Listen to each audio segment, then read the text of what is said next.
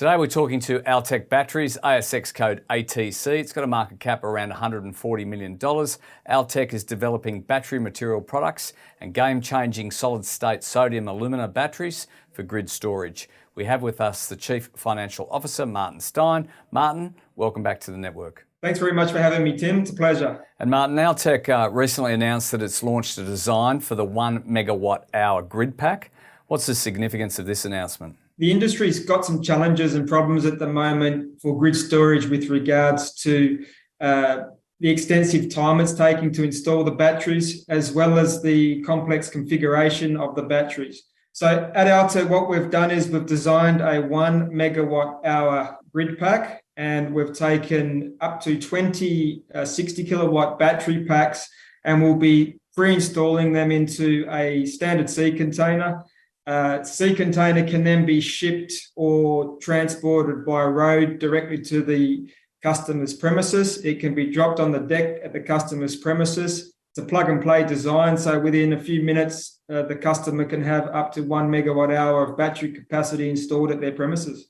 And Martin, your GridPack, what are some of the key features? So one of the key features is the design being made to IP65 standards, which means that it's completely weatherproof, it's dustproof, and it can be dropped in any weather conditions, and it's going to be a working battery.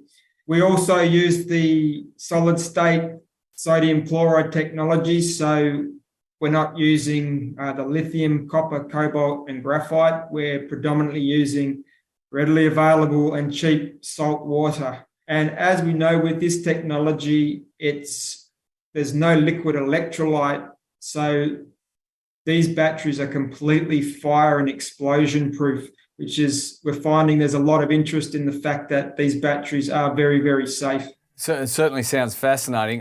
What are the potential customers? Who's your kind of target market, and how big is this market for grid storage? That's a really good question. Look, and to answer that one, I think we need to have an appreciation of what's happening with the world when it comes to transitioning from a fossil fuel economy to a renewable energy economy. So we're all aware that there's the requirement to build the energy production facilities themselves, but that in itself is only part of the solution, Tim. There's also the requirement for these facilities to be able to back up their energy supply, to be able to store it in batteries so that it can be returned to the grid for when the grid requires it. An example is a solar park, which is producing energy at times of the day when there's sun available, but at night time it can't produce any energy, but the grid still requires that energy for electric vehicle charging and whatnot. So the market needs a solution for grid storage batteries, and that's what we're trying to provide. We think it's a very lucrative niche market, but in saying that, it's going to be a huge market globally. For example, LG Chemical Solutions, a company out of South Korea, has just recently announced a US $5.5 billion battery facility that they're going to construct in Arizona in the United States. So we're seeing quite a lot of investment coming into this industry. As far as potential customers go, look, we think the demand will be there in the form of energy providers, governments, solar parks and wind parks that need storage solutions for their energy. And Martin, looking more generally at your CERENERGY project, how is the DFS progressing? So we entered the joint venture with Fraunhofer in September last year, and we fired up the DFS straight away, and we're really pleased with the progression that we've made.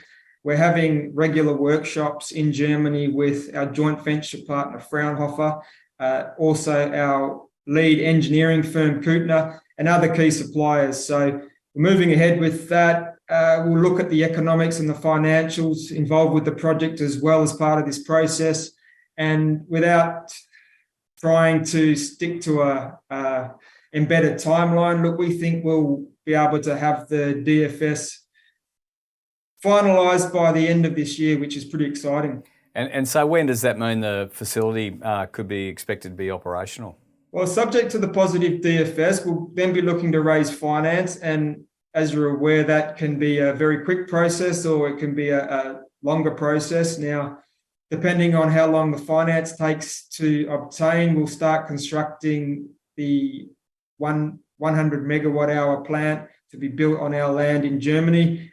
It's hard to put a definitive timeline on it, but if the finance goes to plan and the plan is constructed, we think the plant could be finalised in a couple of years' time. And just finally, the next 12 months, what are some of those milestones? I mean, you probably touched on DFS and your facility being operational. What else can you look forward to? Well, look, I think that sums it up, Tim. I think you've nailed it. We'll be doing the DFS, we'll be finalising the DFS, and then we'll be looking to obtain the finance to construct the plant. So the next 12 months will encapsulate that, and then hopefully we'll be in a position where we can start construction of the plant. Martin, thanks for your time. Thanks very much, Tim.